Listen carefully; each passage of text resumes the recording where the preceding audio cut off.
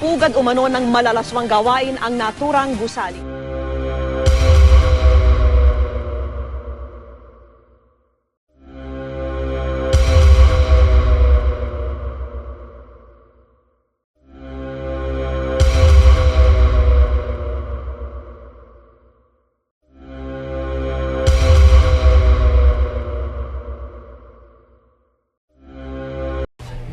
Bago ko i-share ang aking kwento, babasahin muna natin yung mga nag-comment sa una kong video.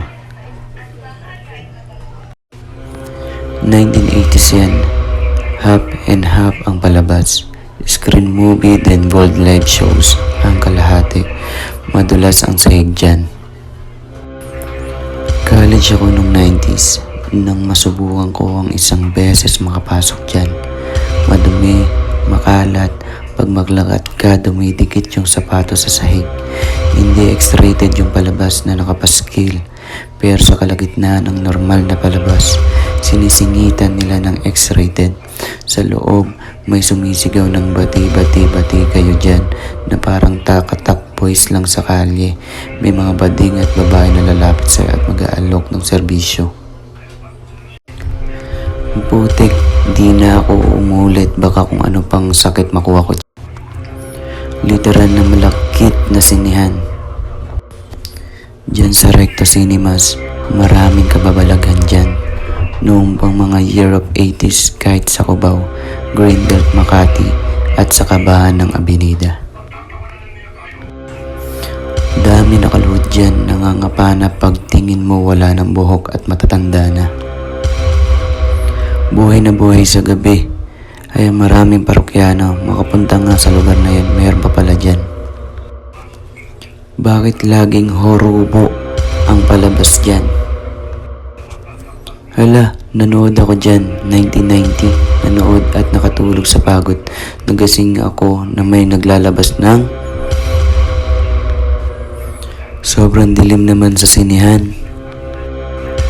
Nakakatakot, ma-hold up sa loob. Ang dilim naman, parang haunted house, daming aswang.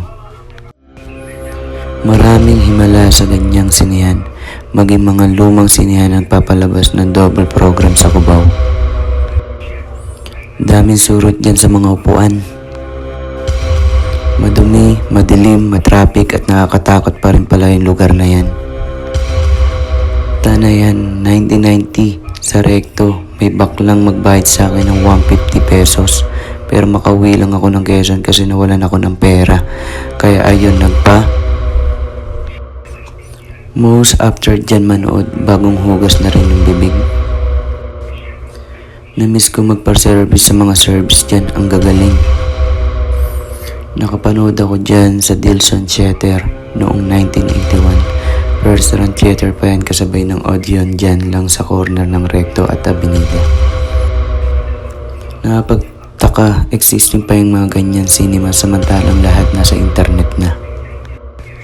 Bilib ako sa mga tao na walang ginagawang milagro na pumapasok sa mga sinihan na yan. Paglabas mo dyan ay iba na ang tingin sa'yo ng mga tao. Haha!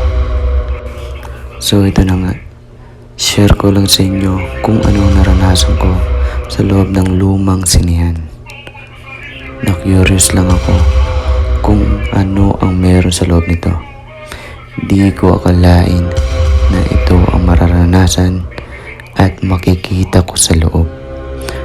Na puro lalaki lang talaga at puro binata at matatanda ang makikita mo sa loob dito. Di ko alam kung meron talaga sa loob. Kaya umupo na ako sa loob ng sinihan hanggang may tumabi sa akin. Bigla akong kinabahan at tinanong ako kung game raw ako. Sabi ko, ano po yun? Alam ko na daw yun. Kaya natakot ako at nanlamig ang aking mga kamay. Sa kabila nito, lumipat na lang ako ng upuan. Yung mga palabas pala sa loob ng sinihan ay mga luma lang talaga. Hindi ito yung mga bago. Nag-try lang naman ako sa loob nito kung anong meron sa loob. eto na nga, lumipat ako ng bagong inupuan. Hanggang may mga grupo ng mga kalalakihan na tumabi sa akin. At may tumabi rin sa kanila. Di ko alam kung ano ang ginagawa nila. Dahil sobrang dilim sa loob nito, wala ka talaga makikita kundi yung palabas na pinapanood nito. At di rin ako nagtagal sa loob dahil mainit. Lumabas ako saglit at mayroong maliit na tindahan na pwede kang bumili ng makakain. At balik ulit ako sa loob at bigla ulit ako nilapitan ng isang lalaki.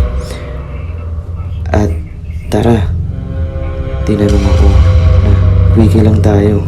Sabi ko, hindi ko po gawain ng mga ganyan. Hanggang sa lumabas ako ulit.